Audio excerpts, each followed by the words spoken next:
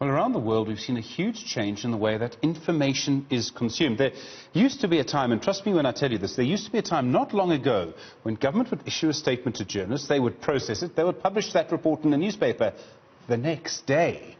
Now, everyone, you, I, see that information at exactly the same time. But this has also led to a huge growth in misinformation and also disinformation. That disinformation can have a huge impact in terms of what you believe to be true.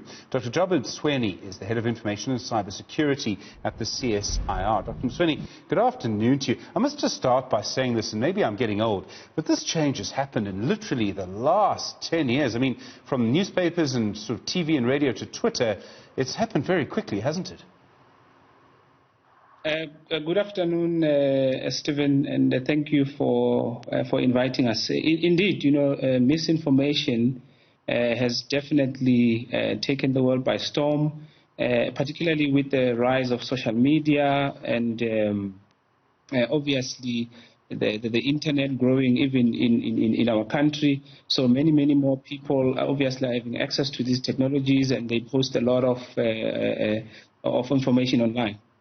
When we talk about this, I mean, before we get to the sort of disinformation, there's a democratization of information. Information is now free or almost free. If you have a little bit of data, the world is almost at your fingertips in a way it wasn't 10 years ago.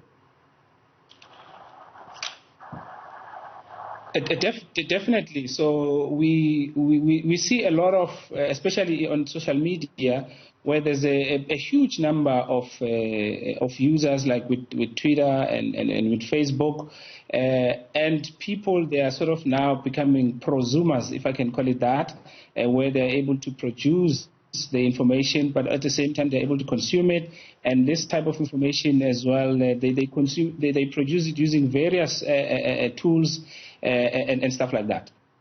Now, the rise of disinformation and misinformation, I mean, it seems that this has happened really quite quickly. I mean, everyone in South Africa will remember the Bell Pottinger affair, the British PR company that is often, the way that it's often put is that it tried to sort of instigate racial tensions on Twitter, for example. But there's really been a huge rise in almost deliberate disinformation in the last few years.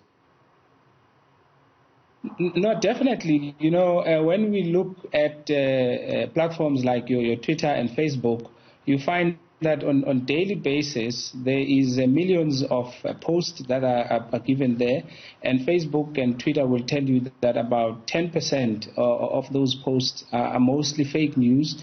So if you look at Twitter as an example with billions of users, so 10% would mean that those are huge numbers. And I guess, as you would notice even now with the pandemic, where the government is putting measures in place where they ensure that such spread of fake information could be kept, but it's always obviously difficult, you know, to keep it to the fullest. Have you seen a lot more of this during the pandemic? I mean, people saying this is a cure-all, that is a cure-all. If you do this, you'll be safe. If you do that, you'll be safe. Or don't trust these people, trust those people. Have you seen that kind of disinformation during this pandemic? Yes, Stephen. So at the CSIR, we have been doing a lot of work during this pandemic, particularly collecting a lot of the fake news information from various sources. And there are a number of stories that we are seeing, particularly at the earlier stages of the pandemic, especially during the lockdown. Even now, you know, we see quite a lot of information where it is posted online. And there are various examples, like in the beginning, some of this information could also come as far as from the U.S., talking about the issues that are happening in our country. You know, there was a big story earlier on by a United States journalist about the body bags that the government has bought. But also, further to that, we see a lot of stories about the vaccines, as we have spoken about. And some of these stories, you know, they are promoted sometimes even by real sources of information. And even, let's say, 2 days or 3 days ago, you see people talking about the hospitals where they talk about the shortages of beds in hospital. Like there was a case of Tembisa. You have cases like now where you see a lot of people talking about Google and Apple trying to install softwares onto their phone to track them. And most of the time, people also do not check this information. They just post it, obviously, for various reasons. I mean, there's a classic case, of course, around what I would call the 5G conspiracy theory.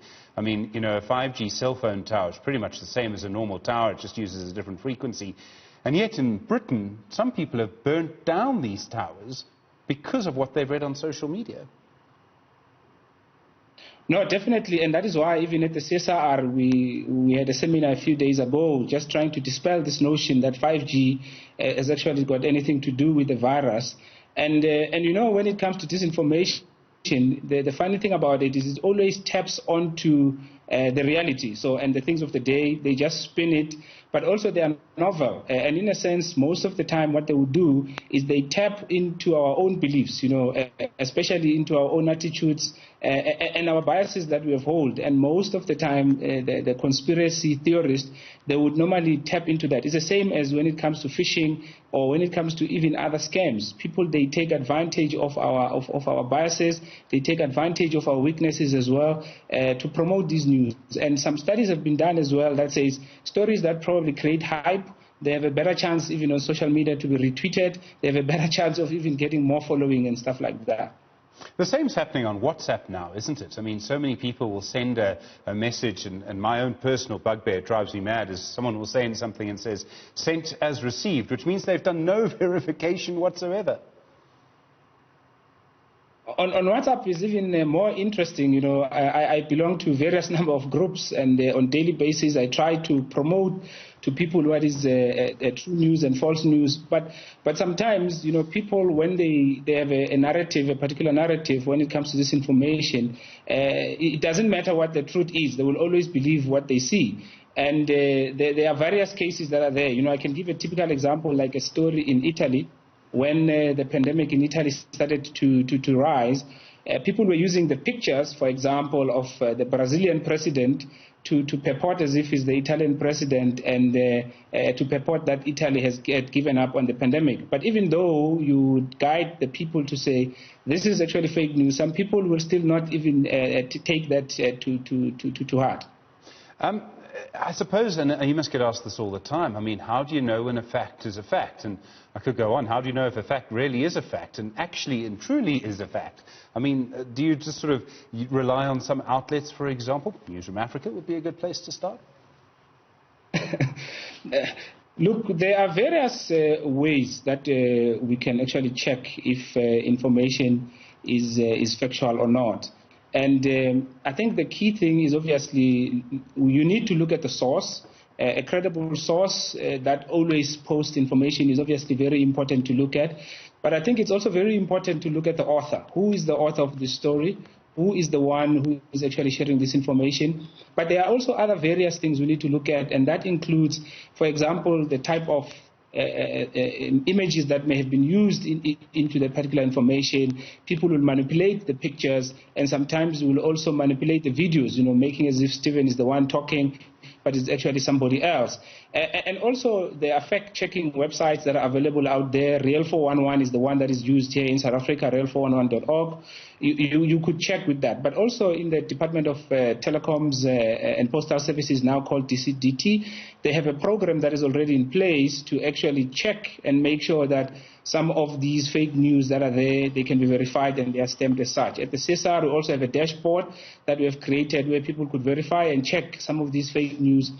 Because it's not so easy sometimes to even check and see whether the fake news are fake news, because they come also at a very fast rate, and sometimes it may require obviously manual processes. There are other examples or tools that are available out there where you can install them even on your browser or social media. And we have seen Twitter and Facebook, they have started flagging some of these fake news, but they only do it for the political leaders, not necessarily for everyone. So, but there are various works that are being done in this space.